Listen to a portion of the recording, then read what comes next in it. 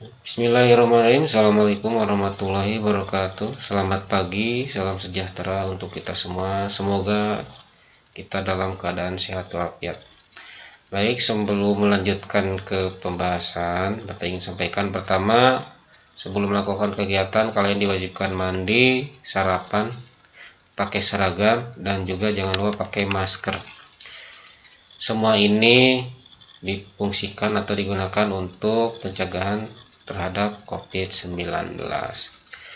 Baik, untuk kelas 9, Bapak merupakan guru dari pelajaran bahasa Indonesia. Namun untuk kesempatan kali ini, karena ini merupakan pertemuan pertama, Bapak tidak akan melanjutkan ke teori terlebih dahulu, tapi Bapak akan menjelaskan beberapa hal tentang apa saja sih yang akan kalian lewati selama kelas 9 untuk seluruh mata pelajaran. Untuk kelas 9 yang akan kalian lewati itu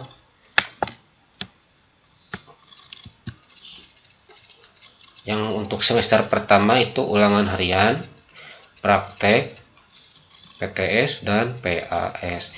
Untuk ulangan harian itu setiap mapel dan itu diserahkan kepada mata pelajaran masing-masing.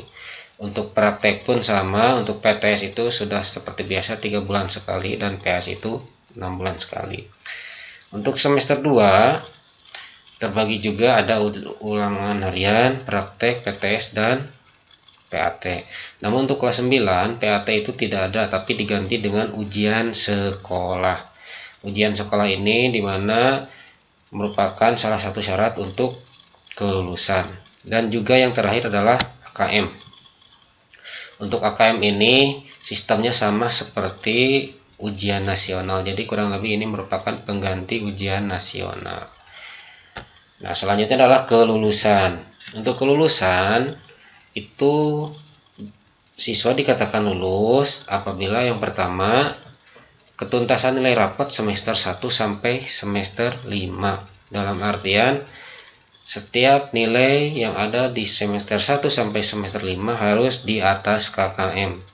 Satu saja di bawah KKM itu dinyatakan tidak lulus atau ditangguhkan atau juga kelulusannya ditunda. Yang selanjutnya, poin kedua adalah ujian sekolah.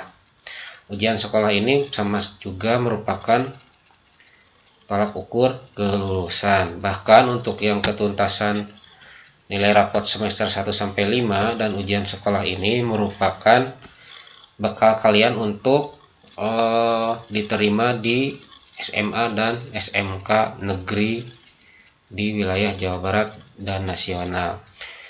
Bahkan tahun kemarin alhamdulillah kakak tingkat kalian kurang lebih 40% ke 40 orang sudah masuk ke SMK dan SMA negeri dengan beberapa jalur. Ada yang memakai rapot, zonasi, dan juga SKTM. Baik, itu yang Bapak ingin sampaikan tentang kelas 9, apa saja yang akan dilewati selama 1 tahun ke depan. Selanjutnya, masuk ke pelajaran bahasa Indonesia. Apa saja sih yang dinilai dalam setiap pelajaran selain bahasa Indonesia? Itu sudah jelas bahwa yang dinilai pertama adalah absensi. Sekalipun itu online atau daring, absensi tetap berlaku. Yang kedua adalah penugasan. Penugasan itu terbagi dua, jenisnya ada tulis dan praktek. Terbagi dua, sistemnya ada kelompok dan individu. Nah, untuk setiap mata pelajaran ini secara umum hampir sama penilaiannya. Dan adapun Bapak ingatkan kembali bahwa belajar online atau daring ini kurang lebih beberapa bulan atau 1 tahun ke depan akan melaksanakan pembelajaran online.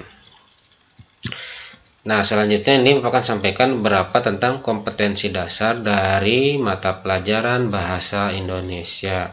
Kalian boleh baca, boleh lihat, dan Bapak sudah rangkum dalam halaman terakhir bahwa untuk pelajaran bahasa Indonesia yang pertama materinya adalah tentang teks laporan. Selanjutnya pidato persuasif, unsur pembangun karya sastra, Nah, balik lagi ya, untuk teks laporan itu kita akan melaporkan kegiatan, penelitian, itu contohnya. Untuk pidato persuasif itu pidato yang mengajak, dalam artian mengajak orang untuk melakukan sesuatu. Unsur pembangun karya sastra, baik itu cerpen, novel, ataupun puisi. Sanggahan, pujian, dan kritik, bagaimana cara kita menyampaikan sanggahan, bagaimana cara kita menyampaikan pujian dan kritik.